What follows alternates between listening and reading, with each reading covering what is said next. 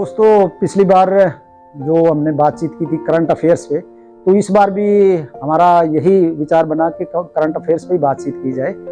और current affairs में जो बातचीत है वो हम करेंगे कुतुब मीनार का इतिहास के बारे में, और बहुत ही इंटरेस्टिंग बातचीत आपसे होगी और उसके बारे में आपसे बहुत मजा भी आएगा बातचीत करने। तो दोस्तों कुतुब मीनार का जो इतिहास है वो शुरू होता है पृथ्वीराज चौहान से। पृथ्वीराज चौहान जो कि दिल्ली और अजमेर के महाराजा थे, या यूं कह सकते हैं सम्राट थे, क्योंकि उस वक्त उन्हीं का ही सबसे ज्यादा नाम आता है और वही सबसे शक्तिशाली राजा थे। कई लड़ाइयां उन्होंने उस टाइम लड़ी और उन लड़ाइयों में उन्होंने सफलता भी हासिल की। वो चाहमान वंश से बिलोंग करते थे, जो कि चौहान वंश जिसको कहा जाता है। और चंद्रबरदाई ने जो 4 क्षत्रिय वंश जो पैदा हुए, एक माउंट आबू पे एक हवन, एक यज्ञ किया गया था। यज्ञ से 4 क्षत्रिय गोत्र के राजपूतों की उत्पत्ति थी, उसमें एक चाहमान वंश का भी उसने जिक्र किया है। और चंद्रबरदाई ने पृथ्वीराज रासो की रचना की थी। कुछ लोगों का कहना है कि वो रचना 16वीं शताब्दी की है, और कुछ का ये कहना है कि वो 11वीं 12वीं शताब्दी उसी दौरान से थी, यानी 12वीं शताब्दी कह सकते हैं हम, क्योंकि 11वीं शताब्दी तो और पहले आ गई। 12वीं शताब्दी में जब ये 1191 में तराइन की लड़ाई हुई थी। तराइन के बारे में बता दें कि मैं जब स्कूल में पढ़ता था तो तराइन को पढ़ के हमें समझ में नहीं आता था, हालांकि मैं खुद हरियाणा से बिलोंग करता हूँ। तराइन मतलब तरावड़ी। अगर तरावड़ी के बारे में आप ज्यादा मेरे ख्याल से जानते ही होंगे, जिस तरह बासमती जो है, तरावड़ी की बासमती वो मशहूर है पूरी दुनिया में। तो ये करनाल से जब हम जीटी रोड पे अम्बाला की तरफ चलते हैं तो वहां से चलते ही तरावड़ी कस्बा आता है। तो तरावड़ी में ये दोनों 1191 की लड़ाई और 1192 की लड़ाई, 1191 की लड़ाई पृथ्वीराज चौहान और मोहम्मद गौरी के बीच में, और 1192 की लड़ाई भी पृथ्वीराज चौहान और मोहम्मद गौरी के बीच में हुई थी। 1191 में पृथ्वीराज चौहान 23 साल के नौजवान थे, शक्तिशाली थे, ताकतवर थे, और मोहम्मद गौरी लगातार यहाँ हमले कर रहा था, क्योंकि जो गजनवी का राज्य था अफगानिस्तान में वो तो खत्म हो चुका था, और उसकी जगह गौरी ने वहाँ पे ले ली थी, जिसमें पंजाब के इलाके और उधर अफगानिस्तान से थे ये लोग। तो जो आजकल पाकिस्तान का इलाका है वहाँ वो लगातार हमले करता था और बीच बीच में वहाँ अधिकार भी करता रहता था। उससे पहले 1178 में उसने गुजरात पर भी आक्रमण किया था, जिसमें माउंट आबू जो पर्वत है वहाँ उसकी तलहटी में भीमदेव सेकंड जो है उसने उसको बुरी तरह हराया था मोहम्मद गौरी को, और वहां से वो भाग गया था वापस ही अफगानिस्तान में। ये 1178 की बात है। तो वो लगातार यहाँ अपने राज्य अपना स्थापित करने के लिए, अपने राज्य का विस्तार करने के लिए यहाँ बार बार आक्रमण करता था।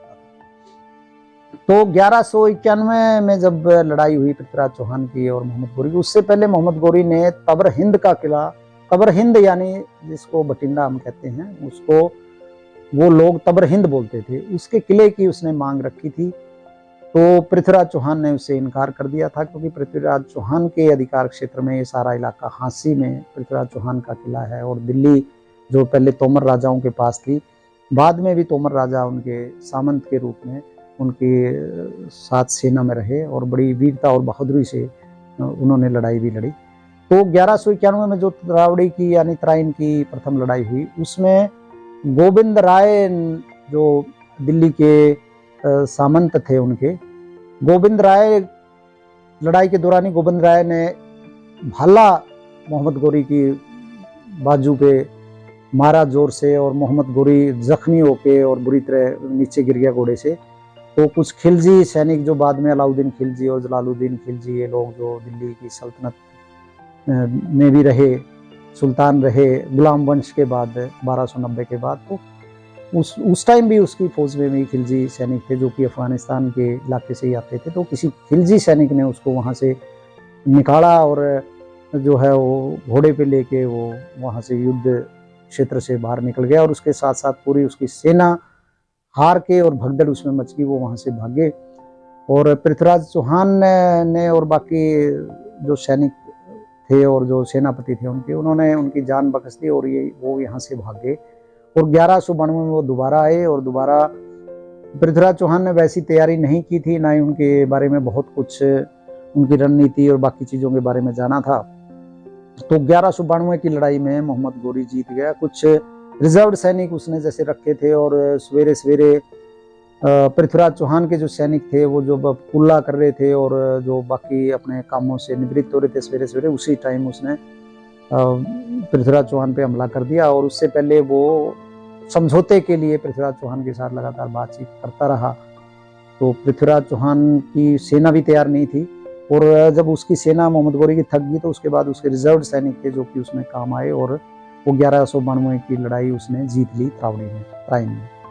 तो उसके बाद उसने दिल्ली पे अधिकार कर लिया, और दिल्ली में कुतुबुद्दीन ऐबक जो उसके कई सेनापति, गुलाम सेनापति होते थे, गुलाम, वहाँ खरीदारी का बहुत काम चलता था। और जिस जिहाद के उसमें आते थे वो उसमें गुलाम बनाने का, जिसको लड़ाई में हरा दिया तो उनके बीवी बच्चों को, आदमियों को गुलाम बनाना, उनको बेच देना, या उनको अपने नौकर के तौर पर रखना, या औरतों को अपनी पत्नी के रूप में, या जो भी जिस भी रूप में उसको रखना, उस तरह का उनके जो धर्म में था वो ऐसा काम था जिसको अच्छा ही काम माना जाता है। तो उसके जो गुलाम थे, तो उसमें कुतुबुद्दीन ऐबक के गुलाम था, उसने उसको वहाँ पे सत्ता पे बैठा दिया, और उसके बाद वो वापस चला गया जो गौर उसका इलाका था और जो बाकी इलाके थे, और वो इसी तरह लगातार जो अपना जो इलाका था वहाँ पे आक्रमण करना और दूसरे जो है वो काम करता रहता था। कुतुबुद्दीन ऐबक है, उसने सुल्तान की उपाधि धारण नहीं की, और वो एक उसका प्रतिनिधि बन के ही राज करता रहा। और सुल्तान बनने के लिए राजा या बादशाह या नवाब या जो भी सुल्तान बनने के लिए एक जो गुलामी है उसके लिए एक मुक्ति पत्र लेना होता है, जो कि उसने उसके परिवार से, मोहम्मद गोरी के परिवार से ले लिया था।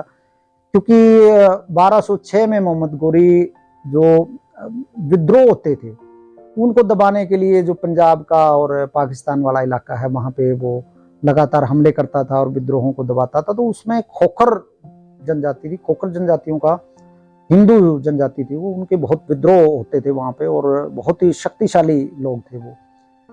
तो इसी तरह वो एक दिन अपने तंबू में नमाज पढ़ रहा था, तो खोखरों ने उसके टेंट में घुस के और छुरा मार के नमाज पढ़ते वक्त उसकी हत्या कर दी थी 1206 में मोहम्मद गोरी। उसके कोई संतान नहीं थी, वो गुलामों को ही अपनी संतान समझता था। तो कुतुबुद्दीन ऐबक 1206 से 1210 तक सुल्तान की उपाधि तो उसने धारण नहीं की, लेकिन वो यहाँ पे राज्य करता रहा। तो उसी दौरान ये जो इतिहास में हम पढ़ते रहे, क्योंकि जो हमारे यहाँ इतिहास लिखते थे वो कुछ ऐसी परंपरा से आए हुए थे कि वो यहाँ की संस्कृति से बहुत ज़्यादा लगाव नहीं था, और यहाँ के जो धर्म, संस्कृति और ज्ञान से बहुत लगाव नहीं था उन लोगों को जो लिखने वाले थे। तो उसमें उन्होंने यही लिखा कि उसने यहाँ पे जो कुतुब मीनार बनाई। असल में जो कुतुब मीनार का क्षेत्र है यहाँ पे 27 हिंदू और जैन मंदिर थे। तो कुतुब मीनार के जो फर्श है वहाँ भी मंदिर के जो खंडित मलबा है वो लगा हुआ है, और जो नीचे का हिस्सा है वहाँ भी मंदिर के जो जिस तरह घंटियाँ और कलश और त्रिशूल या इस तरह के जो भी दूसरे जो चिन्ह हैं यहाँ के हिंदू धर्म के और संस्कृति के, वो वहाँ मिलते हैं। पिछले दिनों भी जो आर्कियोलॉजिकल सर्वे ऑफ इंडिया के पूर्व डायरेक्टर हैं धर्मवीर शर्मा जी, उन्होंने कहा था कि ये बल्कि एक वेदशाला है, जो कि खगोल विद्या के लिए वराहमिहिर, जो उनके 9 रत्न थे उनमें से एक वराहमिहिर थे, काफ़ी प्रसिद्ध नाम है, तो उनके लिए उन्होंने बनवाई थी। और ये कुछ एक एंगल पे झुकती है, और उससे वो जो तारों की स्थिति, ग्रहों की स्थिति, नक्षत्रों की स्थिति वो देखा करते थे। और एक उसमें जो लाट लगी हुई है वहाँ लोहे की, जिसमें भारत की अद्भुत इंजीनियरिंग कला का उदाहरण आप देख सकते हैं। आज तक उसमें जंग नहीं लगा है, जबकि 1600 साल पुरानी लाट है वो, और उस पर चंद्र लिखा हुआ है। तो इसका मतलब यह है कि चंद्रगुप्त विक्रमादित्य की वो लाट भी उन्हीं की हो सकती है, और साथ में जो वराहमिहिर वाला मामला है वो भी सही हो सकता है। तो वैसे जब ये कुतुब मीनार का जो भी ऊपर का हिस्सा कुतुबुद्दीन ऐबक ने तैयार करवाया होगा। जिस तरह कि उसने 2 मस्जिदें बनाई थी, कुव्वत उल इस्लाम मस्जिद, वो भी किसी मंदिर के को तोड़ के उसके नीचे वाले हिस्से पे बनाई गई थी दिल्ली में वहीं पे। और दूसरी मस्जिद जो 2.5 दिन का झोपड़ा वो अजमेर में बनाई थी, और वो एक संस्कृत विद्यालय को तोड़ के बनाई गई थी, जिसमें पृथ्वीराज चौहान के जो पूर्वज थे, जो वहाँ के राजा थे, उनके द्वारा बना हुआ वो संस्कृत विद्यालय था।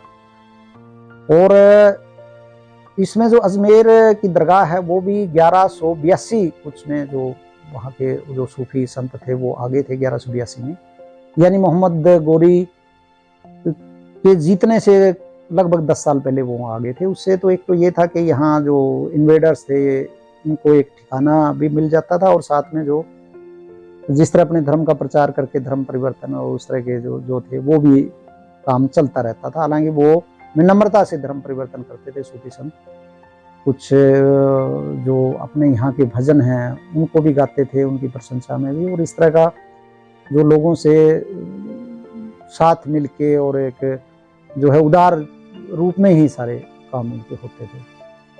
तो ये कुतुबुद्दीन ऐबक ने जो भी इसका ऊपर का हिस्सा बनवाया होगा, जिस तरह के वहाँ प्रमाण हैं, तो फिर यहाँ एक सूफी संत थे वो कुतुबुद्दीन बख्तियार काकी, उनके नाम पे कहते हैं सबसे पहले इसका नाम रखा गया था। फिर इसका कुछ हिस्सा इल्तुतमिश जो उसका दामाद था कुतुबुद्दीन ऐबक का, उसका दामाद जो इल्तुतमिश उसके बाद जो अगला सुल्तान बना, कुछ हिस्सा उसने उसका बनवाया था।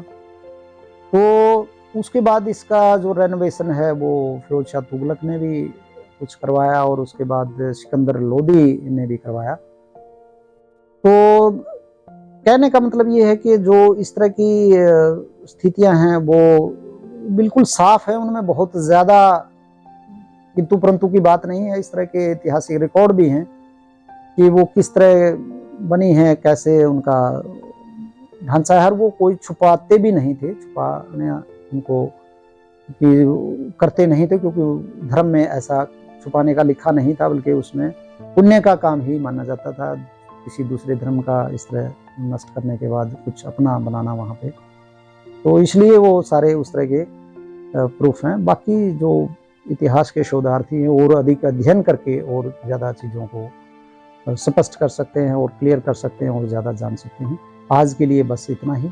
बहुत बहुत धन्यवाद।